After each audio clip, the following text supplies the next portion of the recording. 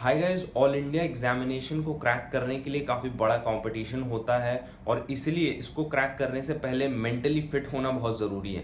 तो मैं अपना एक्सपीरियंस और नॉलेज आपके साथ शेयर कर रहा हूँ, अपने फ्रेंड्स का एक्सपीरियंस और नॉलेज शेयर कर रहा हूँ। मैंने खुद इंजीनियरिंग और एमबीए किया है और मुझे मालूम है कि किस लेवल की प्रिपरेशन चाहिए होती है, चाहे वो आईआईटी हो, यूपीएससी हो, या फिर मेडिकल एंट्रेंस एग्जाम्स हों, या फिर कोई भी ऐसा बड़ा एग्जाम हो जिसमें ऑल इंडिया कंपटीशन होता है। तो इसके लिए आपको मेंटली फिट होना बहुत ज़रूरी है। इसलिए मैं अपने जो एक्सपीरियंस है वो आपके साथ शेयर कर रहा हूँ और बिल्कुल आपको इससे फ़ायदा होगा, आई होप। तो इस चलिए स्टार्ट करते हैं। तो सबसे फर्स्ट पॉइंट जो इसमें आता है वो ये है कि सबसे पहले तो आपको अपना इंटरेस्ट लेवल और अपना जो पैशन है उसको चेक करना चाहिए उस एग्जामिनेशन के लिए। हो सकता है कि आप आईआईटी क्रैक करने के लिए बैठे हों, यूपीएससी क्रैक करने के लिए बैठे हों, या फिर कोई पब्लिक सेक्टर की जॉब के लिए प्रिपरेशन कर रहे हो। तो आप ये चेक करो कि उस जॉब के लिए आपका कमिटमेंट कितना है, आप कितनी देर पढ़ने के लिए बैठ सकते हो, उस जॉब के बारे में आप कितने सीरियस हो। इस चीज़ को बिल्कुल चेक कर लो, क्योंकि टाइम वेस्ट करने का कोई मतलब नहीं है। अगर आपका इंटरेस्ट नहीं है उस जॉब में जाने का, अगर आपकी नीड नहीं है उतनी बड़ी कि आपको घर से ऐसा कोई प्रेशर नहीं है उस जॉब को क्रैक करने का, तो मुझे नहीं लगता कि 1-1.5 साल की प्रिपरेशन के बाद भी आप उसको क्रैक कर पाओगे।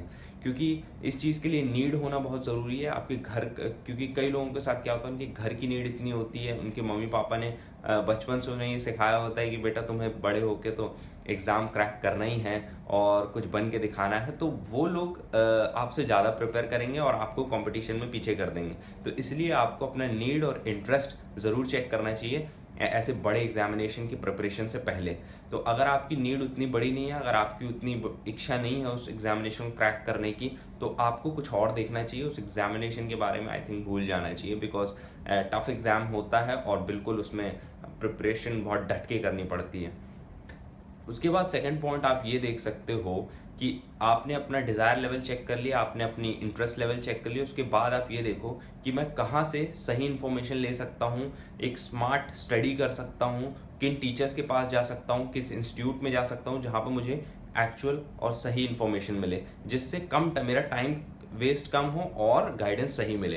तो आप वो चेक करो कि कौन सी ऐसी बुक्स हैं, पॉपुलर बुक्स हैं जो टॉपर्स रेफर करते हैं, जो बड़े बड़े टीचर्स हैं वो आपको पढ़ने के लिए बोलते हैं, और ऐसे इंस्टीट्यूट्स और कोचिंग में जाओ जहाँ पे एक अच्छी इन्फॉर्मेशन और सही डायरेक्शन में गाइडेंस मिलती हो।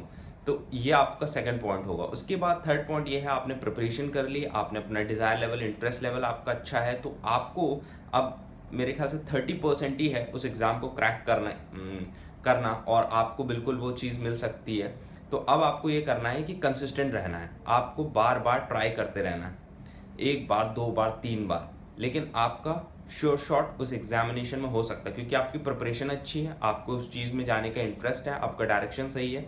अब आपको सिर्फ कंसिस्टेंट रहना है, और इस लेवल पे आने के बाद कंसिस्टेंसी रोल प्ले करती है। जब आपकी प्रिपरेशन अच्छी हो, आपको उस चीज़ में जाना हो, अब आप कंसिस्टेंसी प्ले करेगी।